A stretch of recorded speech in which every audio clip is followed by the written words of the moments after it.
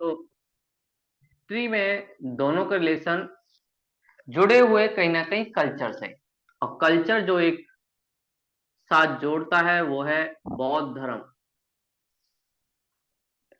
Japan की majority population बौद्ध धर्म को मानती है। और बौद्ध धर्म इंडिया से जापान गया मौर्य एम्पायर के टाइम, अशोक के टाइम। तो अशोका ने अपनी पॉलिसी के थ्रू पूरी दुनिया में बौद्ध धर्म का प्रचार किया। और उसके बाद बौद्ध धर्म जापान पहुंचा। लेकिन 1939 से 45 के बीच वर्ल्ड वार सेकेंड हुआ। और वर्ल्ड वार सेकेंड में जापान भी इंक्लूड था। और जापान ने अटैक किया यूएसए के ऊपर। और यूएसए का एक हवाई आइलैंड जिस पर अटैक किया पोर्ट हार्बर। और जापान ने यूएसए के सबसे बड़े नेवी बेस को तबाह कर दिया। वैसे सेकेंड वर्ल्ड वार में यूएसए शुरुआत में डायरेक्टली इन्वॉल्व नहीं था, इनडायरेक्टली इन्वॉल्व था। और यूएसए सपोर्ट कर रहा था यूके को, फ्रांस को। लेकिन जब जापान ने यूएसए के ऊपर अटैक किया तो उसके बाद यूएसए भी उसमें इन्वॉल्व हो गया। और जापान ने अटैक क्यों किया, उसका रीजन ये था उस टाइम पूरे वर्ल्ड में सुपर पावर बनने की या अपनी पावर को दिखाने का एक रेस चल रहा था। तो सबको लगा कि जापान इसमें इन्वॉल्व नहीं होगा, लेकिन जापान इसमें इन्वॉल्व हुआ। और जापान टेक्नोलॉजी के मामले में काफी ज्यादा एक्सपर्ट था। और यूएसए ने कभी सोचा भी नहीं था कि जापान उसके ऊपर अटैक करेगा। तो सुबह मॉर्निंग का टाइम यूएसए के नेवी वाले, वही जो रूटीन उनका काम होता है सुबह सुबह उठने का, नाश्ता पानी करने का, वही वो कर रहे थे। तब तक कुछ फाइटर जेट आए और यूएसए के नेवी बेस पे अटैक किया। और यूएसए का नेवी बेस तबाह। 30 से 45 मिनट में पूरा जापान ने नेवी बेस उनका तबाह कर दिया। उसके बाद जापान ने चाइना को जीता जो यूके का कॉलोनी था। साथ में वियतनाम या आसियान जो कंट्री है उस पर भी पूरा कंट्रोल कर लिया। और फिर आगे चल के जापान म्यांमार और उसके साथ साथ इंडिया के मणिपुर बॉर्डर तक आ गया। और जापान के साथ इंडिया की आईएनए, इंडियन नेशनल आर्मी, जिसे लीड कर रहे थे सुभाष चंद्र बोस, वो भी जापान की फोर्सेस के साथ इंडिया बॉर्डर पे आई। और लग रहा था कि जापान, जर्मनी और इटली ये वॉर जीत जाएंगे।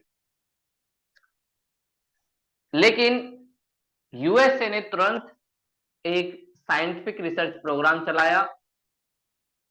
और इस रिसर्च प्रोग्राम में उसने एक नए न्यूक्लियर बॉम्ब की शुरुआत करी। तो यूएसए के साइंटिस्टों ने न्यूक्लियर एनर्जी का यूज करके एक बॉम्ब बनाया। लेकिन यूएसए के पास ज्यादा टाइम नहीं था। तो इसका प्रैक्टिकल एक्सपेरिमेंट जापान के ऊपर ही हुआ। यूएसए के आर्मी को भी पता नहीं था फटेगा नहीं फटेगा। लेकिन उनके पास कोई ऑप्शन नहीं बचा था, जापान को हराने का यही एक ऑप्शन बचा था। वरना जापान सारी टेरिटरी को कंट्रोल करता जा रहा। तो हिरोशिमा और नागासाकी पर बम फेंका गया। और उसके बाद जापान के ने सरेंडर कर दिया। और यूएसए ने बोला देख लो, अभी 2 पे गिरा है और भी हमारे पास है। थे उनके पास, ज्यादा थे नहीं, बट डराने के लिए उन्होंने बोला। उनके पास भी 4-5 ही थे मुश्किल से। तो उसके बाद जापान की आर्मी ने सरेंडर कर दिया। जापान की आर्मी ने सरेंडर कर दिया। उसके बाद वर्ल्ड वार सेकंड यूएसए और उसके अलाइज कंट्री जीत गए। फिर उसके बाद एग्रीमेंट हुआ और जापान से बोला गया कि आप आर्मी नहीं रखोगे। जापान के लोग टेक्नोलॉजी के मामले में बहुत आगे हैं, इसलिए जापान से बोला गया कि आप अपनी आर्मी नहीं रखोगे। तो जापान ने बोला हमारी सिक्योरिटी कौन करेगा? तो यूएसए ने एग्रीमेंट किया कि भैया हम आपकी सिक्योरिटी करेंगे।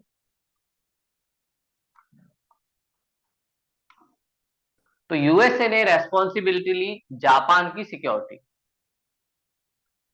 तो 1945 से जापान ने आर्मी रखना बंद कर दिया और जापान फोकस करने लगा इकोनॉमिक डेवलपमेंट पे, सोशल डेवलपमेंट पे। ये सारी चीजें जापान की चली। और दूसरी तरफ इंडिया, जिसका कल्चर के लेवल पर जापान के साथ ठीक रिलेशन था, लेकिन 1947 में इंडिया को फ्रीडम मिली और 1947 में जब हमें फ्रीडम मिली तो हम लोगों के पास दो ऑप्शन थे, या तो सोशलिज्म मॉडल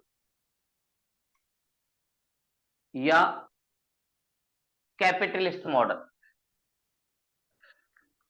कैपिटलिस्ट जो मार्केट पे फोकस करता है जैसे यूएसए की इकोनॉमी, सोशलिज्म जो स्टेट पे फोकस करता है। और शुरुआती स्टेज में नेहरू जी हमारी फॉरेन पॉलिसी को लीड करते हैं। तो नेहरू जी ने जो इंडिया में डेमोक्रेसी अपनाई उसमें डेमोक्रेटिक सोशलिज्म का ज्यादा इंपैक्ट था। इसका मतलब क्या है? मतलब हमारे यहाँ सोशलिज्म है लेकिन लोकतंत्र के हिसाब से, वो वाला सोशलिज्म नहीं जो मार्क्स ने बनाया कि भाई हिंसा के साथ, वायलेंस के साथ आप करो, नहीं। क्योंकि हम सोशलिज्म की तरफ ज्यादा थे और वही यूएसए और उसके दोस्त कैपिटलिज्म की तरफ ज्यादा झुके हुए थे और यूएसए का दोस्त था जापान। इसलिए शुरुआती फेज में हमारी जापान से ज्यादा बनी नहीं, क्योंकि हमारी यूएसए से नहीं बनती थी। इसलिए इंडिया और जापान के रिलेशन इतने ज्यादा बड़े नहीं। लेकिन जब 1990 में इंडिया के अंदर इकोनॉमिक क्राइसिस आए और बैलेंस ऑफ पेमेंट की प्रॉब्लम हुई। बैलेंस ऑफ पेमेंट का मतलब जब किसी गवर्नमेंट की आमदनी अठन्नी और खर्चा रुपया हो जाए। सरकार की इनकम है 50 रुपए लेकिन सरकार खर्च कर रही है 100 रुपए, इसका मतलब सरकार -50 में चल रही है। तो 1990 में इंडिया के अंदर इकोनॉमिक क्राइसिस आए और इकोनॉमिक क्राइसिस का जब रीजन फाइंड आउट किया तो हमें पता चला कि हमने अपनी इकोनॉमी को ओपन नहीं किया है। हम लोग किसी से कुछ सामान ना लेते थे ना किसी को देते थे। इससे नुकसान ये हुआ, एक तरफ दुनिया नई नई टेक्नोलॉजी की तरफ जा रही थी, दूसरी तरफ इंडिया में कोई टेक्नोलॉजी नहीं है और हम वही बेसिक चीजें करते रहे। इससे हमारी ग्रोथ रेट कम हो गई और सारी चीजें जो प्रोड्यूस करने का काम है वो गवर्नमेंट करती थी और गवर्नमेंट वाले सिस्टम में बहुत सारा करप्शन भी था। इसलिए धीरे धीरे इंडिया में इकोनॉमिक क्राइसिस आ गए और हालत इतनी खराब हो गई कि हमारे पास 2 दिन चलाने के लिए देश को पैसे नहीं बचे। हम 2 दिन भी देश नहीं चला सकते थे, इतनी इंडिया की इकोनॉमिक क्राइसिस ज्यादा हो। तो उसके बाद हम लोग हेल्प के लिए, क्योंकि पहले से ही हमारे पास लॉस था तो किसी कंट्री ने हमें लोन नहीं दिया। उसके बाद हमें लास्ट ऑप्शन बचा IMF, international monetary fund. IMF एक ऐसा इंस्टीट्यूशन है जो इकोनॉमिक क्राइसिस के टाइम या बैलेंस ऑफ पेमेंट क्राइसिस के टाइम किसी कंट्री को लोन देता है। तो आईएमएफ ने हमें लोन दिया, लेकिन आईएमएफ जो है यूएसए और उसके जो दोस्त हैं उनके साथ चलाया जाता है, ज्यादातर पैसा उसमें वही देते। तो जब हमने आईएमएफ से लोन लिया तो आईएमएफ ने कुछ कंडीशन रखी और बोला आपको थोड़ा सा कैपिटलिस्ट मॉडल अपनाना पड़ेगा, और फिर उसके बाद हमारे देश में एलपीजी, लिबरलाइजेशन, प्राइवेटाइजेशन, ग्लोबलाइजेशन, ये आए। लिबरलाइजेशन का मतलब अब हमारे देश में लाइसेंस की जरूरत नहीं थी, लिबरल था सारी चीजें। प्राइवेटाइजेशन का मतलब अब हमारे देश में मैकडोनल्ड और भी बहुत सारी कंपनियां जो हैं वो ओपन हो सकती हैं, प्राइवेट कंपनियां। ग्लोबलाइजेशन मतलब इंडिया की इकोनॉमी दुनिया की इकोनॉमी से जुड़ गई, अब हम इंपोर्ट एक्सपोर्ट कर सकते हैं। और जब ये सारी चीजें हुई तो हम यूएसए के पास जाने लगे, और यूएसए का दोस्त जापान। जैसे ही हम यूएसए के पास गए वैसे ही जापान के पास भी पहुंचने लगे। तो 1990 से एक फेज जो चला शुरुआती इंडिया और जापान के बीच 1947 से 90, इसमें इंडिया और जापान के बीच ज्यादा रिलेशन नहीं थे, इकोनॉमिक लेवल पे कहें, सोशल के लेवल। लेकिन जब चेंज आया वो आया 1990 से। 1990 के बाद जब इंडिया ने एलपीजी रिफॉर्म अपनाए तो उसके बाद जापान के साथ हमारे रिलेशन अच्छे बने, और फिर धीरे धीरे इकोनॉमिक लेवल पर जापान ने हमारे यहाँ इन्वेस्ट करना स्टार्ट किया। जैसे कुछ कंपनियां बनी, मारुति सुजुकी, इस कंपनी का नाम आपने सुना होगा, गाड़ियां बनाती है, इंडिया में ही बनाती है। मारुति इंडियन कंपनी है, सुजुकी जापान की कंपनी। इन दोनों ने मिलके प्लांट खोले।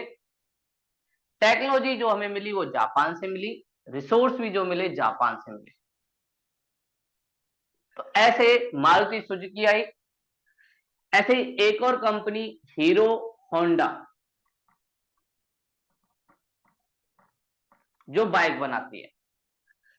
हीरो इंडियन कंपनी है, होंडा जापान कंपनी है। इन दोनों ने मिलके इंडिया के टू व्हीलर्स की मार्केट में एक नया चेंज लाया और कटिंग एज टेक्नोलॉजी लाई। कटिंग एज मतलब न्यू टेक्नोलॉजी लाई।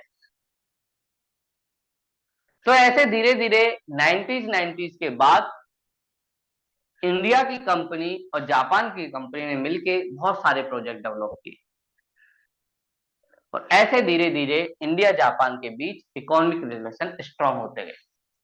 और फिर 2010 के बाद और भी बहुत सारे प्रोजेक्ट, जैसे दिल्ली मेट्रो, जो जापान का सबसे सक्सेसफुल प्रोजेक्ट है। और फिर देश के अंदर जितनी भी मेट्रो बनी उन सब में जो टेक्नोलॉजी है वो जापान की है। आगे चल के जापान ने मोदी एरा में बहुत सारी चीजें की, जैसे बुलेट ट्रेन चलने वाली है।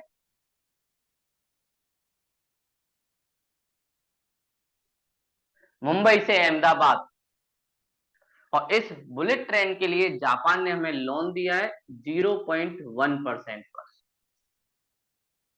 जापान बुलेट ट्रेन के लिए टेक्नोलॉजी देगा, साथ में हमें लोन भी दिया है उस बुलेट ट्रेन के खर्चे के लिए, और उस पर टैक्स लगेगा 0.1%।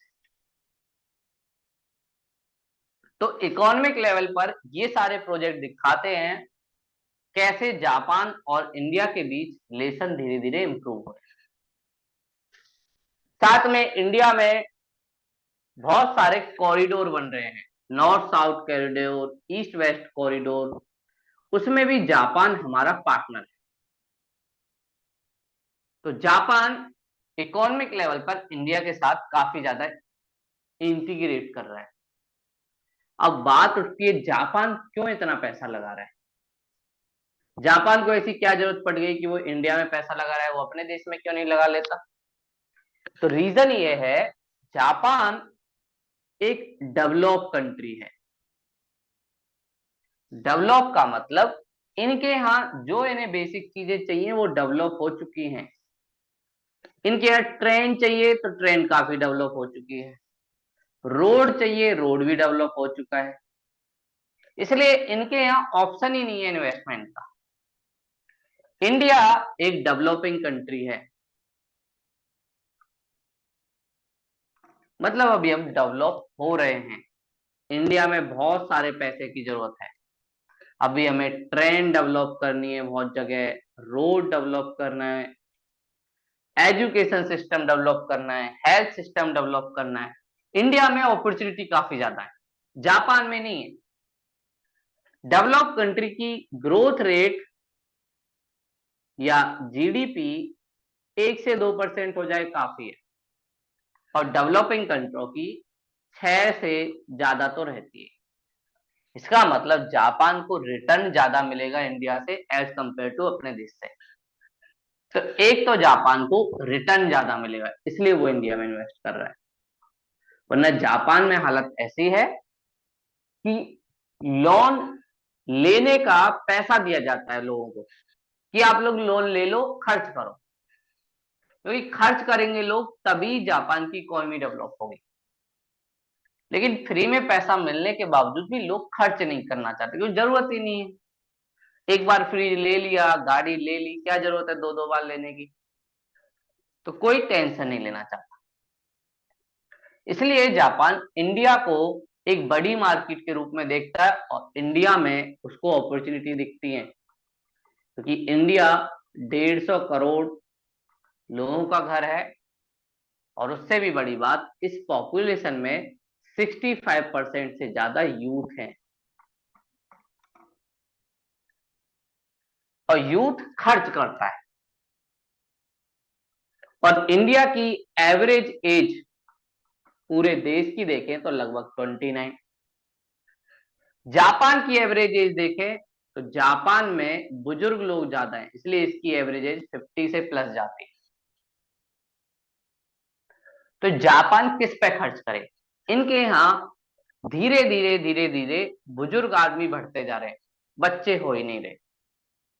और उसका रीजन है, डेवलपिंग कंट्री में जब भी आप देखेंगे एक ग्राफ होता है जो ग्रोथ रेट दिखाता है पॉपुलेशन की, तो उसमें शुरुआती स्टेज में क्या होता है, ना तो पॉपुलेशन की ग्रोथ होती है, ना पॉपुलेशन डिक्रीज होती है।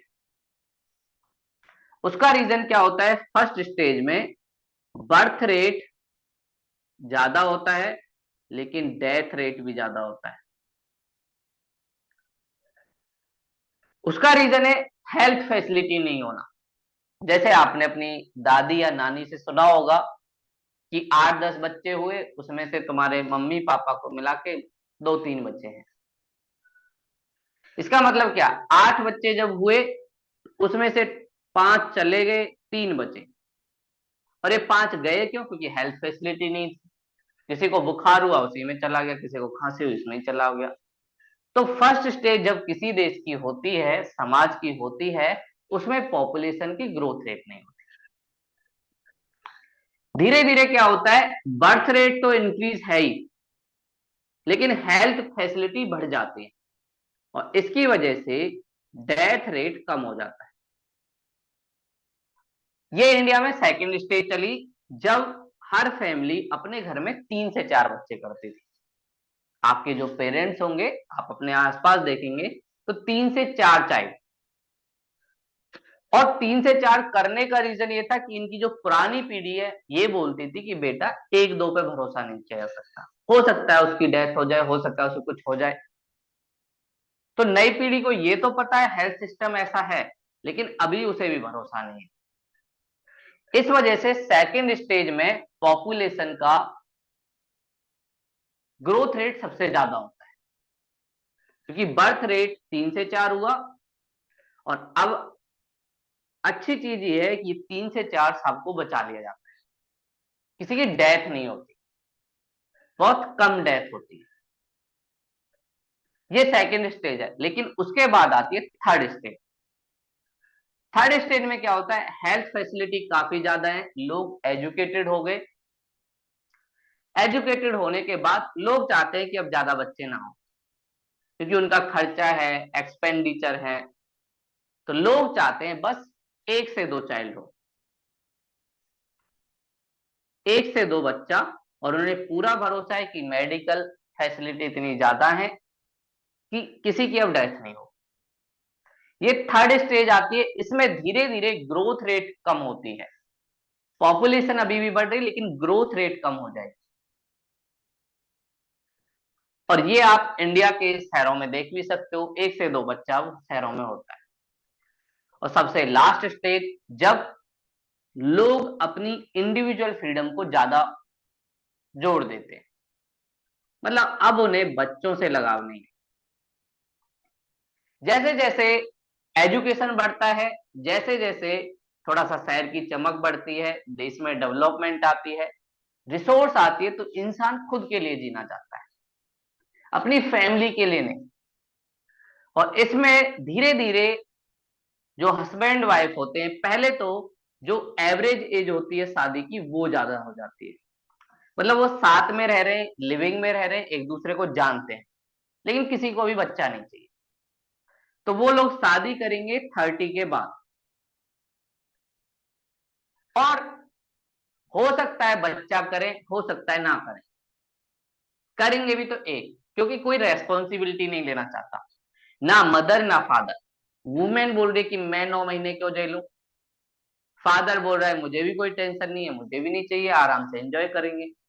तो या तो मैरिज होगी नहीं, होगी भी तो बहुत साल बाद, और बच्चे अगर होंगे भी तो उनको क्रैच में रखा जाएगा, क्योंकि हस्बैंड वाइफ दोनों जॉब करते हैं और कोई भी अपनी लाइफ के साथ समझौता नहीं करना चाहता, सब अपनी लाइफ को एंजॉय करना चाहते हैं। और इनके पास इतना रिसोर्स है कि आसानी से पार्टी वगैरह कर सकते हैं, तो ये लोग अपनी लाइफ जीना चाहते हैं। इस वजह से धीरे धीरे धीरे धीरे देश की जो पॉपुलेशन ग्रोथ रेट है वो नेगेटिव में चली जाती है। इसका मतलब जितना डेथ रेट हो रहा है उससे कम बर्थ है। और जब ये होगा, मान लीजिए डेथ रेट है 5, बर्थ रेट है 1, इसका मतलब आपकी पॉपुलेशन धीरे धीरे -4 होती जा रही है, धीरे धीरे उस देश की पॉपुलेशन डाउनग्रेड हो जाएगी। ऐसा ही हो रहा है जापान के साथ। जापान में पॉपुलेशन ग्रोथ रेट नेगेटिव में चल रही है, कोई वहां शादी नहीं करना चाहता, और शादी करना चाहता है तो बच्चे नहीं करना चाहता। जैसे हमारे देश में अगर किसी के यहाँ ज्यादा बच्चे होते हैं तो सरकार उसको पनिश करती है, लेकिन जापान में उल्टा है, वहां पर सरकार फैसिलिटी देती है। अगर किसी के यहाँ बच्चा हो जाता है तो सरकार फ्रीज देती है, फ्री में ले लो फ्रीज। सरकार ने स्कीम निकाल रखी है, अगर आपके घर में एक बेबी होगा तो हम उसकी हेल्थ, उसकी एजुकेशन, उसका इंश्योरेंस, सारा खर्चा हम दे देंगे। अगर 2 बेबी होगा तो आप लोगों को और इंसेंटिव मिलेगा, आपको घर भी देंगे फ्री में। जापान की गवर्नमेंट ऐसे करती है। तो धीरे धीरे जापान में डेवलपमेंट हुई, लेकिन उस डेवलपमेंट का एक नेगेटिव ये पड़ा कि लोग ज्यादा ग्रो कर गए और लोग अपनी इंडिविजुअल लाइफ पे ज्यादा जोर देने लगे। इस वजह से जापान में पॉपुलेशन का ग्रोथ रेट नेगेटिव हो,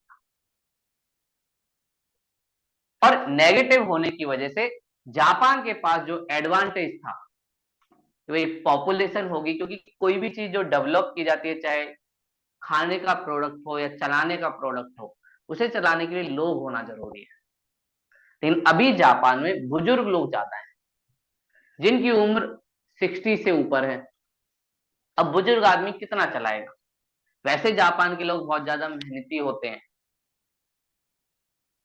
कई कई घंटे काम करते हैं, सबके पास स्किल होता है, बचपन से ही सबको सिखा दिया जाता है। और क्योंकि पॉपुलेशन ग्रोथ रेट काफी कम है, इसलिए धीरे धीरे जापान में रोबोट का डेवलपमेंट हुआ। आपने देखा होगा बड़े बड़े होटलों में रोबोट, तो जापान में नॉर्मल फैसिलिटी के लिए, खाना देने के लिए, पानी पिलाने के लिए, क्योंकि ह्यूमन रिसोर्स की कॉस्ट काफी ज्यादा पड़ती है होटल वाले को, किसी इंसान को रखने के लिए बहुत ज्यादा पैसा देना पड़ेगा क्योंकि इंसान कम है, इसलिए वहां पर रोबोट को रखा जाता है। या आपने देखा होगा आर्टिफिशियल इंटेलिजेंस, जिसके थ्रू हम बात कर सकते हैं, जैसे अलेक्सा के बारे में सुना होगा, जो गाना वाना सुनाती है। तो ऐसी सारी चीजें जापान में धीरे धीरे डेवलप होने लगी, उन्होंने अल्टरनेटिव ढूंढा। लेकिन जापान ह्यूमन रिसोर्स का एक अल्टरनेटिव ढूंढना चाहता है, और इस मामले में वो इंडिया से थोड़ी सी उम्मीद रखता है कि इंडिया के लोग जापान आए, उनकी इकोनॉमी की भी ग्रोथ रेट हो, और साथ में उनकी सोसाइटी भी सस्टेनेबल बने। लेकिन जापान में एक चीज हर किसी को अलाउ नहीं करता। अगर जापान इंडिया से लेके यूपी बिहार जापान तक एक ट्रेन बना दे तो तुरंत यूपी बिहार के लोग उधर तक पहुंच जाएंगे। लेकिन जापान ऐसा नहीं चाहता कि मेरे यहाँ ज्यादा लोग आ जाए, नहीं, क्वालिटी वाले स्किलफुल लोग आए। विदाउट स्किल जापान में कोई वैल्यू नहीं होती। जापान में छोटे से छोटे बच्चे से लेकर बड़े बुजुर्ग तक सबके पास स्किल होती है, बिना स्किल के वहां पे कोई नहीं होता। इसलिए जापान चाहता है कि हम क्वालिटी से कॉम्प्रोमाइज नहीं करेंगे। और दूसरी चीज, जो भी जापान जाएगा वो जापान की लैंग्वेज यूज करेगा। जापान में इंग्लिश या किसी और लैंग्वेज का यूज नहीं किया, सिर्फ जापानीज लैंग्वेज का यूज किया जाता है। वो अपनी लैंग्वेज पे काफी ज्यादा फोकस करते हैं और अपने कल्चर को काफी ज्यादा मानते हैं। तो इसलिए जापान की एक और कंडीशन होती है कि जो भी हमारे देश में आए जापानीज लैंग्वेज जाने। जैसे इंडिया में आपको मेट्रो में जाओगे तो हिंदी इंग्लिश दोनों में बोलता दिखाई देगा, जापान में ऐसा नहीं, सिर्फ जापानीज लैंग्वेज चलेगी। तो आपको जापानीज लैंग्वेज आना जरूरी है। उसी में वो बात करते हैं, वहीं पे उसके साइन बोर्ड होते हैं। तो जो बच्चा जापान जाना चाहता है उसके लिए जरूरी है कि जापानीज लैंग्वेज को पढ़े या जापानी लैंग्वेज को जाने, उसके बाद ही उसको अलाउ किया जाए। और इंडिया के पास अपॉर्चुनिटी है क्योंकि हमारे पास बहुत सारे यूथ हैं, और इसीलिए आप देखेंगे इंडिया बहुत सारे मिशन चलाता है, जैसे स्किल इंडिया मिशन, कि हमारे यूथ देश के अंदर और बाहर जाने के लिए स्किल लेके जाए, बिना स्किल के ना जाए। तो जापान के सामने एक सबसे बड़ी प्रॉब्लम पॉपुलेशन क्राइसिस, लेकिन जापान के पास टेक्नोलॉजी ज्यादा है तो इसलिए वो उस चीज को मैच करना चाहता है। लेकिन ये एक रियल क्राइसिस है जापान के अंदर, और इंडिया इस मामले में जापान की हेल्प कर सकता है। इसलिए जापान इंडिया के साथ रिलेशन सोशल एंगल से भी बनाना चाहता है। तो सोसाइटी के पॉइंट ऑफ व्यू से भी जापान चाहता है कि इंडिया के साथ रिलेशन बने, और साथ में जापान को इंडियन कल्चर पर ट्रस्ट रहता है कि ये बौद्ध धर्म को मानते हैं, हम भी सॉफ्ट पावर का यूज करते हैं और जापान के लोग भी सॉफ्ट पावर का यूज करते हैं। तो पब्लिक टू पब्लिक जो रिलेशन है इंडिया जापान का वो काफी अच्छा है। पब्लिक टू पब्लिक बहुत सारे भारतीय लोग जापान जाते हैं, बहुत सारे जापानीज लोग इंडिया आते हैं। तो पब्लिक टू पब्लिक कनेक्शन अच्छा है, और साथ में एक दूसरे के प्रति रेस्पेक्ट। जापानीज लोग इंडियन का रेस्पेक्ट करते हैं, हम जापान वालों का करते हैं। कोई जापानीज आएगा तो हम उसे बताएंगे देखो भाई दिल्ली मेट्रो आपने बनाई है, तो उसको भी अच्छा लगेगा कि हाँ भाई इंडिया में हमने बनाई है, तो हम उसे रेस्पेक्ट देंगे, वो हमें रेस्पेक्ट देगा, आपके यहाँ से हमारा बहुत कल्चर आया है। तो ये सारी चीजें एक दूसरे से लिंक करती है। तो ये हमने देखा इकोनॉमिक लेवल पर, सोशल लेवल पर कैसे दोनों देश इंगेज कर रहे हैं। अगली बात आती है डिफेंस के लेवल पर और सिक्योरिटी के लेवल पर, पॉलिटिकल इशू। पॉलिटिकल एंगल की बात करें तो जापान और इंडिया दोनों में डेमोक्रेसी है। हम भी डेमोक्रेसी को अपनाते हैं, जापान भी डेमोक्रेसी को अपनाता है। दोनों लोगों के फ्रीडम की बात करते हैं, इंडिया भी फ्रीडम की बात करता है। साथ में दोनों के सामने एक साथ चैलेंज है, चैलेंज है चाइना का राइज होना।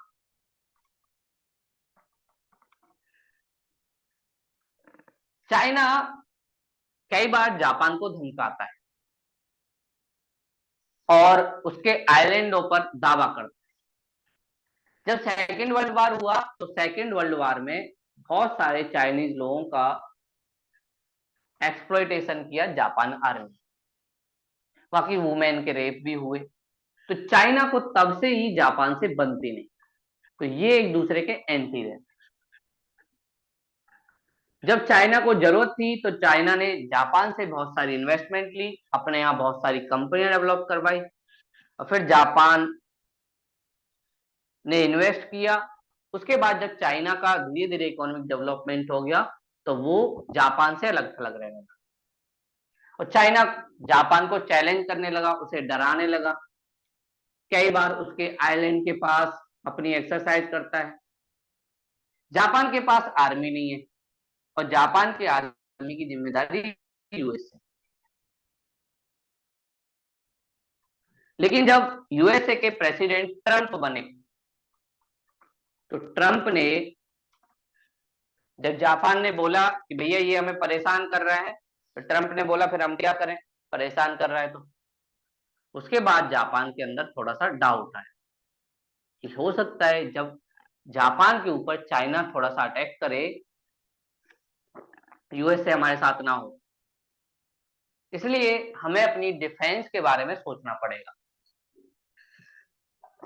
और फिर उस टाइम के प्रेसिडेंट और prime minister Shinzo Abe, Japan के प्राइम मिनिस्टर शिंजो आबे, ये जापान के प्राइम मिनिस्टर हैं। ये मोदी जी से अच्छी बनती थी इनकी, अभी ये प्राइम मिनिस्टर नहीं। तो शिंजो आबे को जब लगा कि भाई ट्रम्प तो पीछे हो गया और ये बोलता है कि हम किसी को सिक्योरिटी नहीं देंगे, हमारी सेना ऐसे ही है कि किसी के लिए मरेगी, और हम पैसा वसूल करेंगे, फ्री में किसी को सिक्योरिटी नहीं दी।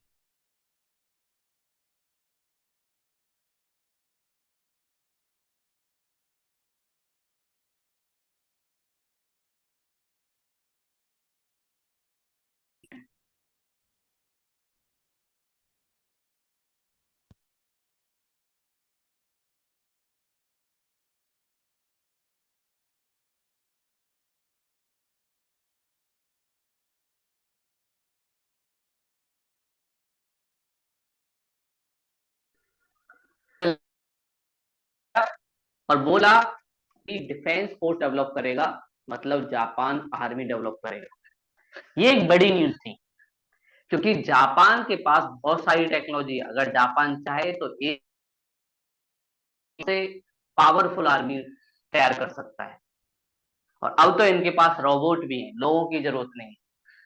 टेक्नोलॉजी के मामले में काफी ज्यादा आजाद है। पर इंडिया के लिए विन विन सिचुएशन है, क्योंकि जापान अगर डिफेंस फोर्स डेवलप करेगा तो हमारे दोस्त है, तो हमारे दोस्त होते हैं ना, कहते दोनों कोऑपरेट करेंगे। और दोनों का एनिमी भी एक ही है, चाइना। तो चाइना कई बार इंडिया और पैसिफिक ओशियन में थोड़ा सा दिक्कत करता है, इंडिया को भी, चाइना को, जापान को भी। तो इसलिए दोनों देश साथ में आते हैं। साथ में इस एग्रीमेंट में जापान ने बोला हम अपना सामान जो भी डिफेंस का बनाएंगे उसे एक्सपोर्ट भी करेंगे। अभी जापान एक्सपोर्ट नहीं करता था, लेकिन उसके बाद जापान ने कहा हम अपनी टेक्नोलॉजी डिफेंस की एक्सपोर्ट करेंगे, और ये एक्सपोर्ट किसको को मिलेगा, इंडिया को। और फिर उसके बाद जापान के शिंजो आबे ने 2009 के आसपास एक ग्रुप बनाने की बात की, क्वेड, और बोला इंडो पैसिफिक एरिया में सिक्योरिटी के लिए हम लोग सब साथ में आएंगे। और इस क्वेड में 4 देश शामिल हैं, इंडिया जापान तो है ही,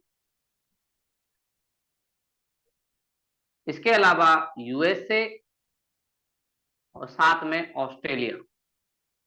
ये एक ऐसा ग्रुप है जो चाइना के राइज को रोकना चाहता है, या चाइना के चैलेंजेस को काउंटर करना चाहता है। इसको दिया जापान ने। इंडिया शुरुआत में इसके साथ रेडी नहीं था। इंडिया बोलता नहीं भाई, चाइना हमारा बॉर्डरिंग कंट्री है, तुम लोग तो दूर रहते हो, चले जाओगे, डिस्प्यूट होगा हमसे। तो इंडिया चाइना से ज्यादा वो नहीं लेना चाहता। लेकिन जब चाइना के साथ कॉन्फ्लिक्ट ज्यादा बढ़ा, गलवान घाटी इंसिडेंट हुआ, चाइना ने थोड़ा सा ज्यादा वो करने की जरूरत पड़ी, तब इंडिया को लगा कि हाँ भाई हमें भी एक ऐसे ग्रुप की जरूरत है जो सिक्योरिटी के लेवल पर जब हमें जरूरत हो तो चाइना के खिलाफ राइज हो सके, क्योंकि अकेले चाइना को कंट्रोल करना बहुत मुश्किल है। इसलिए इंडिया भी स्क्वाड में शामिल हो गया। शिंजो आबे ने जब ये अमेंडमेंट करवाया तो वहां के बहुत सारे लोगों ने उनका विरोध भी किया, कुछ लोगों ने समर्थन भी किया, और इसी इशू को लेकर इनका असैसिनेशन हो गया, मतलब इनको मार दिया गया जापान के एक पर्सन। जब शिंजो आबे प्राइम मिनिस्टर नहीं बने, दूसरे प्राइम मिनिस्टर रहे, तो उसके बाद जब रिटायर हुए वहीं किसी ने इनको गोली मार दी और उसके बाद शिंजो आबे की डेथ हो गई।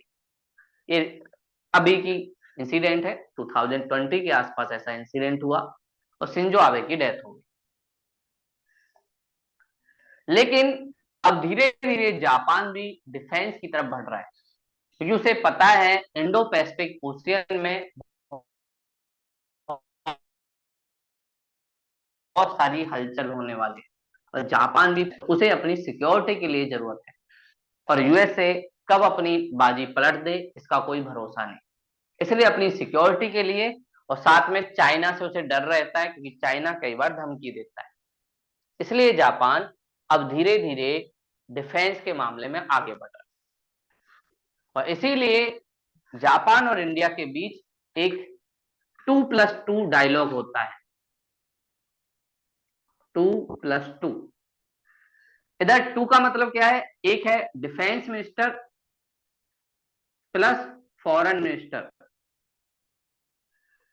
इंडिया के डिफेंस मिनिस्टर और फॉरेन मिनिस्टर, दूसरा जापान के डिफेंस मिनिस्टर और फॉरेन मिनिस्टर।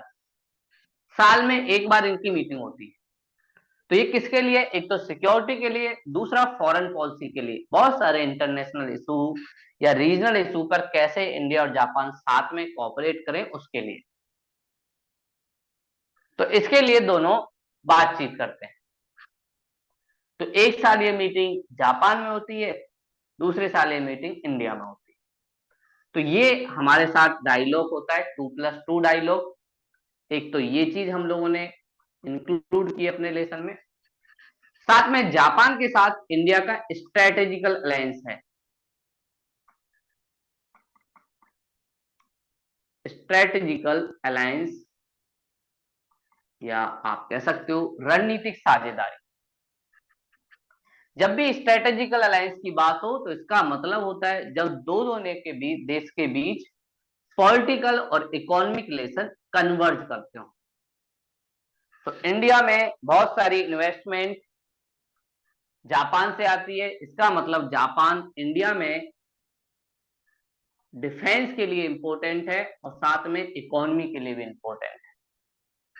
तो दोनों के रिलेशन एक दूसरे से कन्वर्ज कर रहे हैं और एक दूसरे की हेल्प कर रहे हैं। तो इसलिए दोनों ने स्ट्रेटेजिकल अलायंस साइन किया।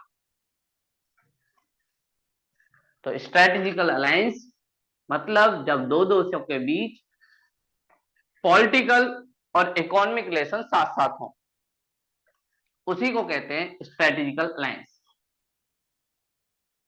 तो इंडिया का और भी बहुत सारे देशों के साथ स्ट्रेटेजिकल अलायंस है, लेकिन इसमें जो सबसे इंपॉर्टेंट है वो है Japan. Defence plus economical interest साथ साथ हों, इस पर जब दोनों देश कोऑपरेट करें। तो स्ट्रेटेजिकल अलायंस भी हमारा जापान के साथ है। साथ में इकोनॉमी के लेवल पर फ्री ट्रेड एग्रीमेंट है। जापान का कोई भी सामान इंडिया में और इंडिया का कोई भी सामान जापान में बहुत सस्ते में बिक सकता है। तो फ्री ट्रेड एग्रीमेंट भी दोनों देशों के बीच है। इस मामले में भी दोनों देश साथ में रहते हैं। साथ में कल्चर के लेवल पर इंडियन गवर्नमेंट ने एक सर्किट बनाया है, बौद्ध सर्किट।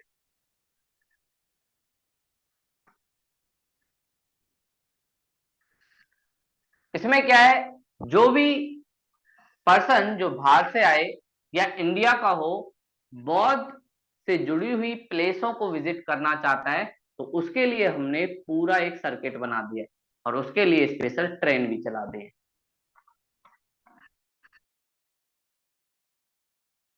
तो वो एक ट्रेन के थ्रू सात बौद्ध से जुड़े हुए इंपोर्टेंट प्लेसों को घूम सकते हैं। और जापानीज लोग बौद्ध धर्म को मानते हैं, तो वो कई बार इंडिया आते हैं चीजों को एक्सपीरियंस करने के लिए। पहले टाइम में भी आते थे, अभी भी आते हैं, तो उनकी हेल्प के लिए हम लोग ये करते हैं। फिर साथ में टाइम टू टाइम विजिट होता रहता है। G20 समिट हुआ तो जापान के पीएम इंडिया आए, तो G20 समिट में मीटिंग हुई, दोनों देशों ने आपस में कोऑपरेट किया, साथ में बायलेटरल डायलॉग भी हुआ, दोनों ने आपस में बातचीत की। इस लेवल पे भी दोनों देश बातचीत करते हैं। साथ में दोनों देश अफ्रीका एंड एशिया के अंदर मिलके इन्वेस्ट करना चाहते हैं।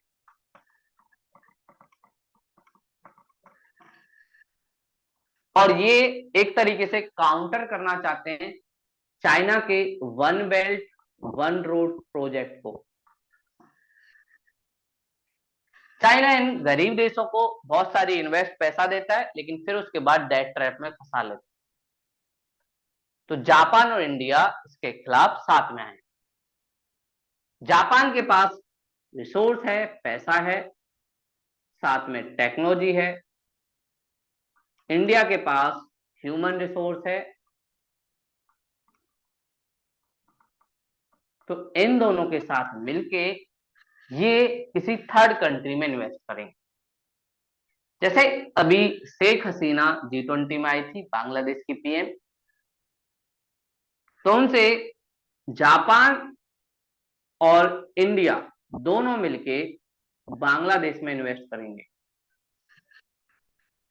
इससे क्या होगा, बांग्लादेश की डेवलपमेंट होगी, और बांग्लादेश से जो इंडिया से शिकायत करता था कि इंडिया बोलता बहुत है, इंप्लीमेंट नहीं करता, वो भी सॉल्व हो जाएगा। और जापान को फायदा ये होगा कि चाइना को काउंटर कर पाएगा, उसको भी इन्वेस्ट करेगा तो कुछ रिटर्न मिलेगा, इकोनॉमिक बेनिफिट भी होगा, उसकी भी सॉफ्ट पावर इंक्रीज होगी। तो इसलिए दोनों देश मिलके इन्वेस्ट करना चाहते हैं किसी थर्ड कंट्री में, और खासकर एशिया और अफ्रीका में, जिनको सबसे ज्यादा जरूरत है। तो ये सारी चीजें भी प्रोजेक्ट दोनों देश मिलके चलाते हैं। लेकिन ये तो हमने कुछ अच्छी बातें जानी, कुछ नेगेटिव भी है। जैसे जापान चाहता है यूक्रेन और रसिया इस ऊपर इंडिया थोड़ा सा क्रिटिसाइज करे रसिया को, क्योंकि उसने जापान के लोग वार से काफी ज्यादा इमोशनल हो जाते हैं, क्योंकि सेकेंड वर्ल्ड वार में उन्होंने अपने बहुत सारे लोगों को खोया था। तो इसलिए जापान वाले लोग वार को कभी भी सपोर्ट नहीं करते, और रसिया ने वॉर किया है यूक्रेन के ऊपर, इसलिए वो चाहते हैं कि इंडिया इस मामले में एक स्टेटमेंट दे और क्रिटिसाइज करे रसिया को, लेकिन इंडिया इस मामले को बोलता ही नहीं है कुछ, इसलिए एक इशू रहता है। साथ में जापान एक डेवलप कंट्री है, तो एनवायरमेंट के इशू पर वो यूएसए के पास ज्यादा नजदीक दिखाई देता है। इंडिया एक डेवलपिंग कंट्री है, वो चाइना और इंडिया दोनों साथ दिखाई देते हैं। तो ये छोटे छोटे इशू हैं, इनको छोड़कर ओवरऑल इंडिया और जापान के रिलेशन बहुत अच्छे हैं।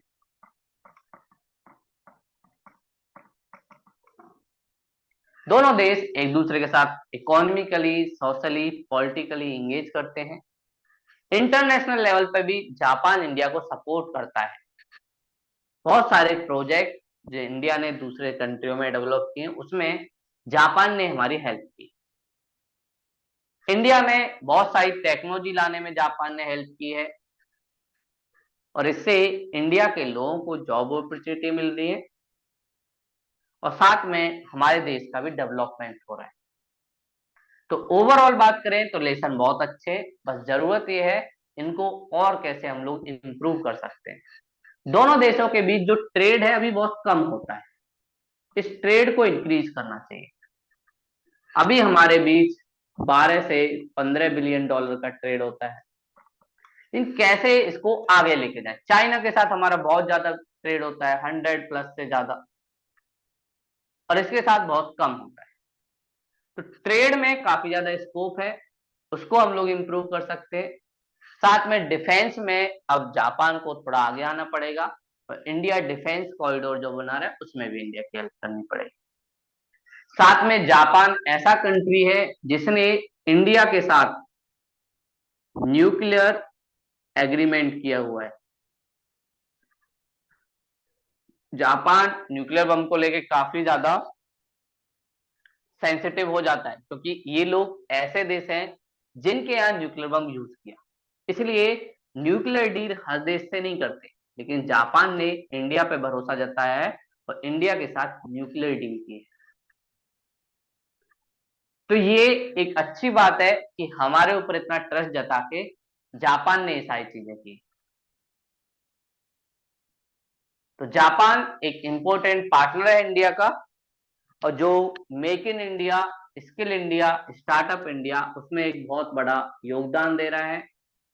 और आने वाले टाइम में इंडस्ट्रियल 4.0 ये आने वाला है, और इंडस्ट्रियल 4.0 में हमें ऐसे दोस्त की जरूरत पड़ेगी। इंडस्ट्रियल 4.0 मतलब रोबोट्स, आर्टिफिशियल इंटेलिजेंस, इस मामले में हम दोनों देश कोऑपरेट कर रहे हैं। तो robots,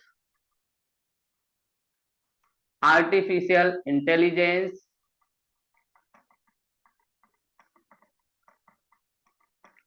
UAV, unmanned air vehicle, या जिसे आजकल ड्रोन कहते हैं, जिसे डिफेंस के लेवल पर, कल्चर लेवल पर, प्रॉफिट के लेवल पर यूज किया जाता है। और साथ में इंटरनेट ऑफ थिंग्स।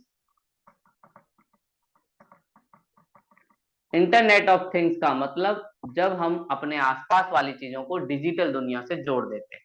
जैसे आपने अपनी एसी को वाईफाई से कंट्रोल कर दिया, या अपने मोबाइल से कंट्रोल कर दिया, और आप बाहर भी हैं तब भी ऑफ कर पा रहे हो या ऑन कर पा रहे हो। आप अपने फ्रिज को कंट्रोल कर पा रहे हो, आप अपनी गाड़ी को कंट्रोल कर पा रहे हो। तो ऐसे जब आप इंटरनेट से सारी चीजों को जोड़ देते हो, उसी को कहते हैं internet of things.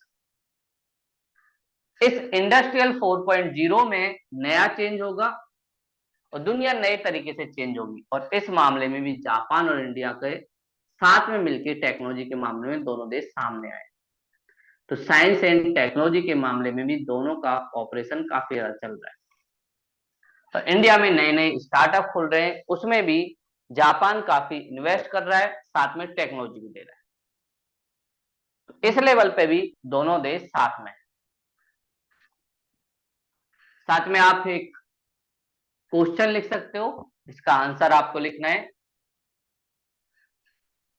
Critically analyse relation between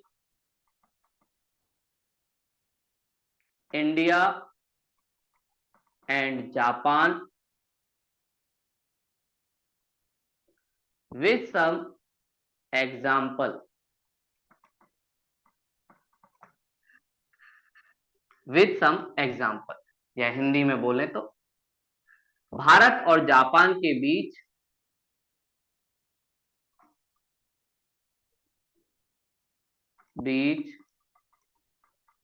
संबंधों का उदाहरणों के साथ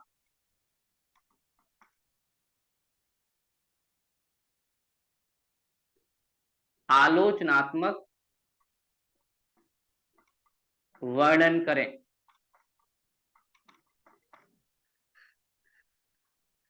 आलोचनात्मक वर्णन करें।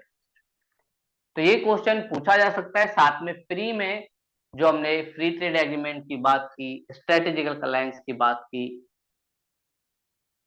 क्वाड की बात की, इनसे क्वेश्चन आ सकते हैं। तो इसका आंसर जहां पे भी क्रिटिकली या आलोचनात्मक दिखे, इसका मतलब पॉजिटिव नेगेटिव दोनों, ये भी लिखना है। तो इंट्रोडक्शन या तो आप सिंपल वे में हिस्टोरिकल पॉइंट ऑफ व्यू बता सकते हो कि कैसे दोनों देशों के बीच रिलेशन रहे। फर्स्ट फेज में थोड़े से रिलेशन इतने अच्छे नहीं थे, कल्चरल रिलेशन अच्छे थे 1945 से 90 तक। सेकंड फेज में धीरे धीरे जब एलपीजी इंडिया में आया तो रिलेशन अच्छे हुए, ऐसे इंट्रोड्यूस कर सकते हो। या फिर आप करंट अफेयर से इंट्रोडक्शन स्टार्ट कर सकते हो कि रिसेंटली जो जापान के प्राइम मिनिस्टर हैं वो इंडिया विजिट किए, इंडिया और जापान के बीच बायलेटरल टॉक हुई और उसमें कुछ कुछ एग्रीमेंट भी हुए, ये सारी आप बातें बता सकते। फिर उसके बाद मेन बॉडी में आपको बताना है पॉजिटिव क्या क्या है। तो मेन बॉडी में पॉजिटिव आप बता सकते हो पॉलिटिकल लेवल पर रिलेशन कैसे हैं, इकोनॉमिक लेवल पर रिलेशन कैसे हैं, साथ में साइंस एंड टेक्नोलॉजी के मामले में कैसे हैं, और इंटरनेशनल लेवल के कॉपरेशन के मामले में कैसे। एग्जाम्पल आपको पता ही है, दिल्ली मेट्रो हो, क्वेड हो, ये सब एग्जाम्पल है। और फिर उसके बाद थोड़ा सा नेगेटिव कि कुछ प्रॉब्लम है रसिया यूक्रेन को लेके या इंटरनेशनल लेवल के स्कोप को लेके, और कंक्लूजन में बोलेंगे वैसे इतनी बड़ी प्रॉब्लम नहीं है, ज्यादातर चीजें सही चल रही है, लेकिन और ज्यादा इंप्रूव किया जा सकता है क्योंकि एक दूसरे के कोऑपरेटिव हैं, एक दूसरे की हेल्प करने वाले हैं। तो ऐसे करके हम दोनों देशों को ग्रोथ रेट को बढ़ा सकते हैं और इससे दोनों देशों के लोगों को काफी ज्यादा फायदा हो सकता है। तो ये सारी चीजें हम इंक्लूड कर सकते हैं कि कैसे दोनों देश आगे चल सकते हैं। साथ में आने वाले फ्यूचर में इंडो पैसिफिक ओशियन, उसकी सिक्योरिटी, साथ में इंडस्ट्रियल 4.0 उसके मामले में भी दोनों देश साथ में आ। तो ऐसे आप पूरा एक्सप्लेन कर सकते हो और लिख सकते हो आंसर। तो ये आज की क्लास थी, अगर कोई डाउट हो तो आप पूछ सकते हो।